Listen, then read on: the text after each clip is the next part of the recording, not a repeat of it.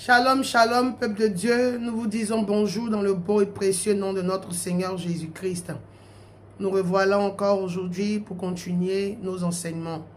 Et aujourd'hui, le Seigneur nous emmène dans le livre d'Esther toujours. Donc nous allons lire Esther le chapitre 3, le verset 1er et après le verset 9. Nous lisons la parole de Dieu. Après ces choses, le roi Assyrus fit monter au pouvoir Aman. Il éleva en dignité et plaça son siège au-dessus de ceux de tous les chefs qui étaient auprès de lui. Le verset 9. Si le roi le trouve bon, qu'on écrive l'ordre de les faire périr, et je pèserai 10 000 talents d'argent entre les mains des fonctionnaires pour qu'on les porte dans le trésor du roi. Le roi ôta son anneau de la main et le remit à Aman, fils d'Améda, ennemi des Juifs. Et le roi dit à Aman, l'argent t'est donné, et ce peuple aussi. Fais-en ce que tu voudras. Amen. Que la parole de Dieu soit bénie. Alléluia. Ce matin, nous allons parler des privilèges. Les privilèges à être intime au roi. Aman était la première personne dans le royaume de Suse, après le roi de ce royaume-là. Et donc, il avait été choisi comme favori du roi. Il était donc l'intime du roi. Et comme le passage biblique vient de nous le dire, Aman était élevé. Il était élevé au-dessus de tous les autres chefs. Et Aman était tellement l'intime du roi, il était tellement proche du roi, et le roi lui avait donné tellement de pouvoir dans son royaume, que lorsqu'il arrivait à la cour du roi, les serviteurs du roi se prosternaient au-devant de lui. Ils fléchissaient genoux au-devant de lui, tout comme il le faisait pour le roi. Mais parmi ces serviteurs-là, il y avait une seule personne qui ne le faisait pas. C'était Mardochée. Et donc Mardochée est devenu ennemi à Aman. Et Mardochée est devenu ennemi d'Aman. Et voilà qu'Aman va monter auprès du roi pour demander au roi que le roi lui livre le peuple juif, c'est-à-dire le peuple auquel Mardochée appartient. Et le roi lui dit, prends l'argent dans les caisses et prends également le droit de faire mourir le peuple juif. Amen. Et donc, Aman qui était devenu intime au roi, qui avait pour ennemi Mardochée, avait le pouvoir qui lui avait été conféré par le roi de faire mourir tout le peuple juif. Les ennemis d'Aman étaient devenus les ennemis du roi et même de tout le royaume. Et Aman avait le pouvoir de la mort sur le peuple juif parce qu'il était proche du roi, parce qu'il était proche d'Assyrus, parce qu'il était intime à Assyrus. Ce n'est pas le seul privilège que Aman avait. Le roi également avait mis à la disposition d'Aman la richesse, l'argent. Il lui a dit, prends l'argent, dispose-en, fais-en ce que tu veux. Alléluia. L'argent qui allait être prise aux mains des fonctionnaires avait été donné par la suite à Aman. Et donc Aman se vantait également d'avoir de l'argent, de la richesse. Et tous ces privilèges, tout ce pouvoir lui avait été conféré par le roi. Parce que le roi l'avait choisi comme un favori. Le roi avait fait de lui son intime. Amen. Et le Seigneur m'a dit, si être intime à un homme nous donne accès à tous ces pouvoirs, nous donne accès à tous ces privilèges. Et lorsque nous sommes intimes à moi, et quand nous sommes intimes au roi des rois, et quand nous sommes intimes au Créateur du ciel et de la terre, alléluia, qu'est-ce que nous bénéficions? Quels sont les privilèges qui nous accompagnent quand nous sommes intimes au roi des rois? Amen. Et le Seigneur me dit, quand nous sommes intimes avec lui, nous marchons sous sa couverture. Amen. Nous marchons sous sous son ombre. Il le dit dans le livre de Psaume chapitre 46, où David peut dire, Dieu est mon refuge et mon appui. Dieu est mon refuge. Le refuge, c'est un lieu où on va se cacher quand nous sommes pourchassés, quand nous sommes persécutés. L'ombre sous laquelle nous pouvons trouver appui. L'ombre sous laquelle nous pouvons trouver réconfort. L'ombre sous laquelle nous pouvons trouver abri. Il le dit dans le psaume 91. Alléluia. Il le dit dans le psaume 91, le verset 1er. Il dit, celui qui demeure sous l'abri du Très-Haut repose à l'ombre du Tout-Puissant. Alléluia. Et donc le Seigneur me fait comprendre que quand nous sommes intimes à lui, nous reposons sous son ombre. Amen. Il est notre refuge, il est notre appui. Alléluia.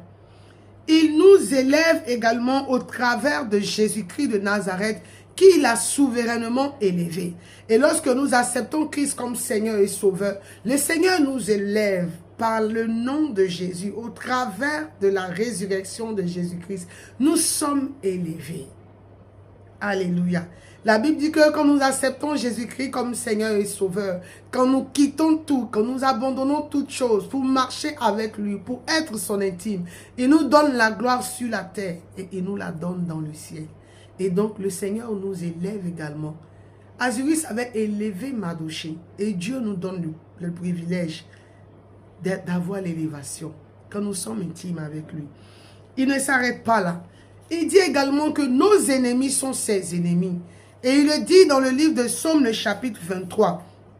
Le chapitre 23, le passage 5 qui dit, « Tu dresses devant moi une table en face de mes adversaires. » Comme David pouvait le dire, l'Éternel avait mis un obstacle, une opposition entre lui et ses adversaires, pour ne pas que ses adversaires aient raison de lui. Et le Seigneur met une opposition, il dresse une table au devant de nos ennemis, au devant de nos adversaires. Parce que désormais, il m'a dit que tes adversaires sont également mes adversaires. Et les adversaires de mon intime sont aussi mes adversaires. Et voilà le privilège que nous avons également d'être intimes au roi des rois. Le Seigneur aussi nous fait don du pouvoir et de l'autorité. Alléluia. Il nous le dit dans le livre de Luc, le chapitre 10. Il dit, il nous a donné le pouvoir de marcher sur les serpents et sur les scorpions et sur toutes les puissances de la terre. Et rien ne pourra nous nuire. Amen. Le Seigneur nous donne l'autorité. Il nous donne le pouvoir. Quand nous sommes intimes à lui, il nous donne la force de dominer sur tout, sur cette terre. Amen. Nous bénéficions également de ses richesses. Alléluia. Il le dit dans le livre de Philippiens, le chapitre 4, verset 19. Il dit, et Dieu pourvoira à tous vos besoins selon sa richesse. Et donc, quand tu es intime avec Dieu, quand tu es son ami, quand tu es son favori, tu bénéficies de sa richesse, tu bénéficies de ses privilèges, tu bénéficies de la gloire financière et matérielle. Parce qu'il dit qu'il pourvoit à tes besoins selon sa richesse. Notre Dieu est riche.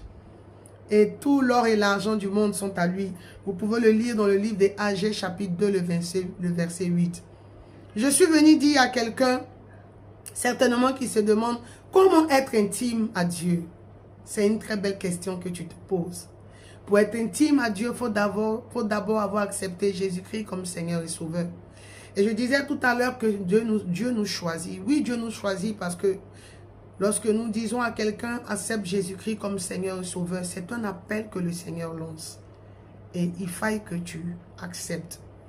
Et lorsque le Seigneur lance cet appel, il te choisit, toi qui acceptes, de lui permettre d'entrer dans ton cœur et de devenir ami avec toi. Et lorsque tu l'acceptes, lorsque son choix se porte sur toi, en l'ayant accepté comme Seigneur et Sauveur dans ton cœur et dans ta vie, le Seigneur te permet de le connaître. Parce qu'on ne peut être intime à quelqu'un sans le connaître. Si je dis que quelqu'un est mon intime, je le connais. Je connais sa vie. Je connais qui il est. Je peux parler de lui si je le connais. Je ne peux que parler de lui si je sais ce qu'il aime. Alléluia. Et pour être intime avec notre Dieu, il faut que nous le connaissons. Et nous le connaissons simplement que dans sa parole. Il dit qu'il se laisse trouver par ceux qui le cherchent. Et nous le trouvons en méditant sa parole. Nous le trouvons également dans la prière, nous le trouvons dans le jeûne. Et nous devenons intimes, nous entrons dans son intimité quand nous sommes en train de l'adorer. quand nous sommes en train de le célébrer, quand nous sommes en train de nous rapprocher de lui, quand nous sommes en train de chercher à monter avec lui. Lorsque nous demandons de monter avec le Seigneur, nous ne montons pas pour lui présenter nos difficultés. Nous le montons pour devenir intime avec lui. Nous montons dans son intimité pour savoir qui il est. Alléluia. Et nous devenons intimes avec notre Dieu quand nous l'aimons. Amen. Nous l'aimons de tout notre cœur. Et cet amour que nous avons pour lui nous pousse à quitter le monde. Nous pousse à sortir. Amen. De toutes ces choses qui avaient tant d'importance pour nous. Ces choses deviennent viles au-devant de nous. Alléluia. Et quand nous sommes à cette étape, nous devenons intimes avec notre Dieu. Il dit, voilà tous les privilèges qu'il met au-devant de nous. Ce matin, je veux vraiment encourager quelqu'un à être intime avec le roi des rois. Pas avec un homme sur cette terre. Ne deviens pas intime à un roi de cette terre. Ne deviens pas intime à un président de cette terre. Ne deviens pas intime à un ministre. Parce qu'un ministre, c'est un poste gouvernemental. C'est une position qu'on donne. Mais deviens intime avec le roi des rois, le créateur du ciel et de la terre. Et je pense qu'il fera au-delà. Et tu obtiendras tous ces privilèges dont il nous parle dans sa parole. Nous allons maintenant élever la voix pour prier pour quelqu'un qui veut devenir intime avec le Seigneur, afin que le Seigneur l'aide à se rapprocher davantage de lui. Seigneur, nous te bénissons. Tu dis que voici les privilèges qui accompagnent ceux qui deviennent intimes à toi. Seigneur, plusieurs personnes sûrement aspirent à être intimes à toi, mais ils n'arrivent pas à quitter, à abandonner. Éternel, toutes ces choses qu'ils aiment plus que toi. Je veux prier ce matin afin que quelqu'un qui te cherche te rencontre aujourd'hui, même au nom de Jésus. Et tu fais de cette personne ton favori et tu lui donnes d'avoir accès à toutes tes grâces et tous tes privilèges. Éternel, merci parce que tu ne te réponds pas de ta parole. Et ce que ta bouche a dit, ta main le fait. Nous te faisons confiance parce que tu es le roi des rois et tu n'es pas un homme pour mentir. Que la gloire et l'honneur te reviennent. Béni sois-tu au nom de Jésus. Amen. Shalom, shalom, shalom. Et que Dieu nous bénisse abondamment.